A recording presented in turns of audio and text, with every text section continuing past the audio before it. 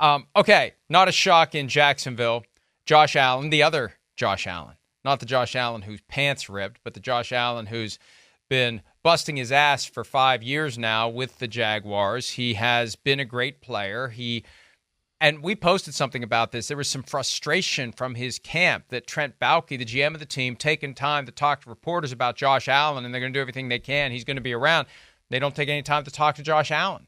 It's like the teams, and this is what's frustrating. Josh Allen and the other Josh Allen were taken in the exact same spot 2 years apart. Right. 2018 was Josh Allen, 7th overall to the Bills. 2019 was Josh Allen, 7th overall to the Jaguars. The whole idea of the rookie wage scale, in theory, is we want to make sure that the players who stink, who get taken at the top of the draft, don't make a bunch of money, get sucked out of the system. Right. That's fine. But what about the guys who are good?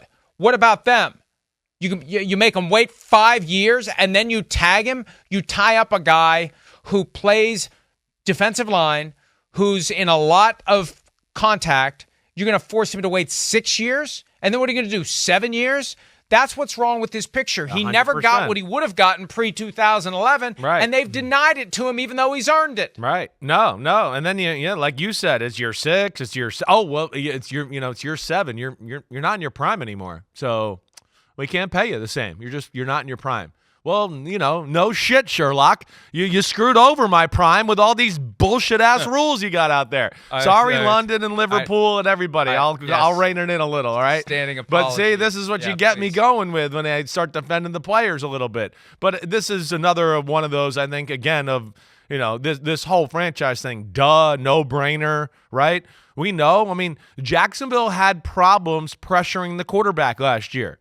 Right, they have a first round or a first pick of the draft in Trayvon Walker. He's been good, right? He's been a good player, but he hasn't been able to establish himself as a premier pass rusher. Josh Allen has done that, let alone playmaker and doing a lot of other stuff as well. So I think it's another one of those where it's like, wait, we don't have a lot of guys in big moments that can be just difference makers or make a play in a big moment and do that. We've seen Josh Allen do that over the last few years. He's a damn good football player. And I would think the way he is as a person, leader, everything, he would embody what Doug Peterson wants in that locker room. So, I'm not shocked to see Josh Allen get the franchise tag there.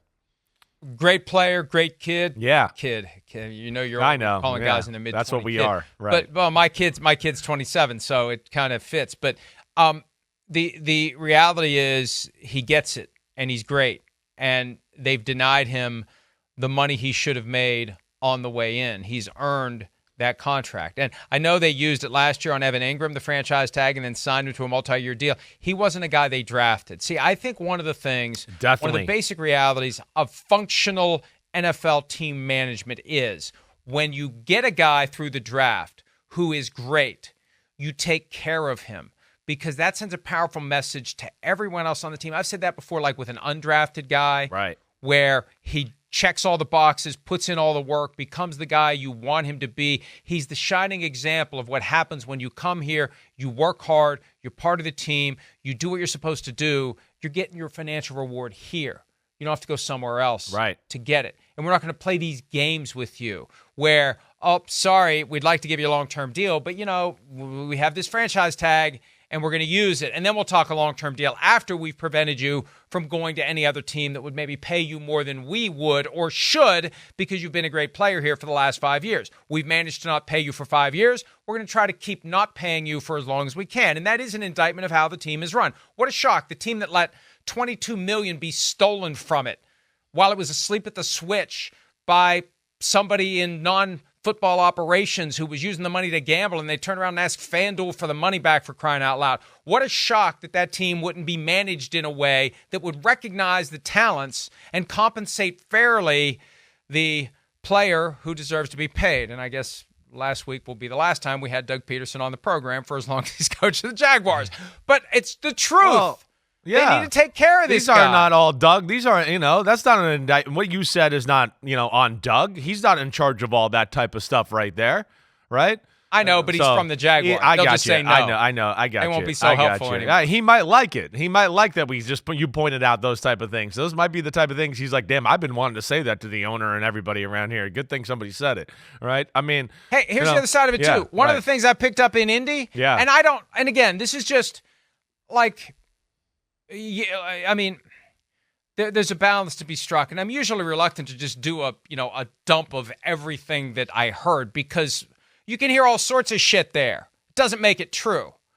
And one of the things, and so I couch it saying that, but one of the things I did catch wind of is maybe the Jaguars are going to be in on Danielle Hunter. Okay, the great Vikings pass rusher. Well, if there's any truth to that whatsoever, and I'm not saying there is, I'm just saying it's one of the things I caught wind of. If that is true, how do you reconcile squatting on Josh Allen and never giving him a big contract and giving Danielle Hunter whatever it's going to take to win his services in free agency? What message does that send to your team if you do that? I hear you. I hear you. The message is not great, right? Here's the conversation that I think is legit here as maybe compared to some of the other guys we've talked about before, right? Josh Allen, really damn good player. Better than I think the public realizes. But at the same time, here's where the conversation I think gets dicey. Is he elite, right? Is he a superstar pass rusher? He had an elite year, right? As far as 17 and a half sacks, second in the NFL behind TJ Watt, right? Does a lot of things good, like we talked about, great human, all of those. Boom, surely. But if you're Jacksonville, are you ready to sit there and go, wait, I'm willing to start paying him $25 million a year, long-term deal like a Myles Garrett or, what Montez Sweat got with the Chicago Bears, right? I think that's where, again, that's the tough one with this one, right? And hopefully they can find a common ground here. I don't know what Josh Allen's camp is asking for. All right, so that's where it is tough. It's a little bit of like talked.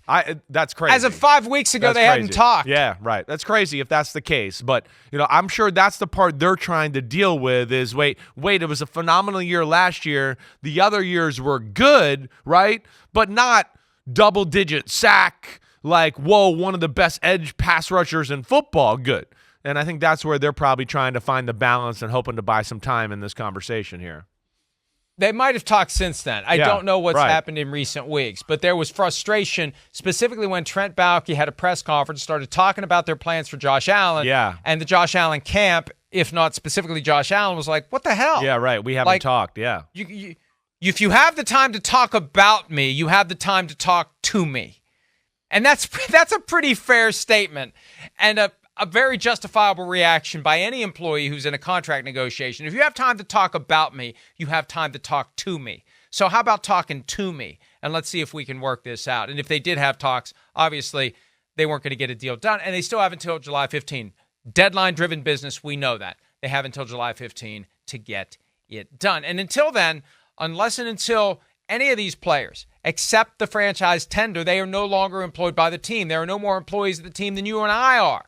They don't have to show up for the offseason program. They're not on the payroll. They're not on the team until they accept it. And they have every right to not accept it. It's part of the leverage they have, up to and including sitting out the whole year like Le'Veon Bell did in 2018. Not that that was advisable, but it's part of the power that you have as a player once you've been franchise tagged. That's the one thing about it. And I wrote about this in Playmakers. Kirk Cousins is a shining example of it.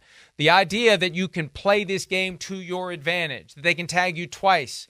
By the third time, they ain't going to do it again. You become a free agent. The problem is, Chris, for all these positions that have been tagged this year, you're taking a real risk, especially the closer you are to the ball. You're taking a real risk of going year to year because one injury and it blows it all up. Hey, yeah, you don't have to tell me. I mean, I'm the guy that turned down $10 million guaranteed because I said, wait, I'm going to be worth a lot more than that after this year. We just went to the playoffs. I said no to $10 million, right? In the bank, in my pocket, right? Week 4, boom, crushed. Chris Jenkins' dad tries to kill me. Life was never the same. It's risky, right? So, yeah, I mean, that's where these players are frustrated. All the reasons we talked about. Damn good football player. They just got to figure out both sides figure out what's fair for each other there, right? Because he doesn't deserve to be in the Nick Bosa TJ Watt conversation as far as money making that way. It's somewhere in that next class of guys that they got to tinker with the details of this contract to try to figure it out. Hi, it's Mike Florio. Thanks for watching PFT on YouTube. Hit subscribe for the latest news and analysis from Pro Football Talk.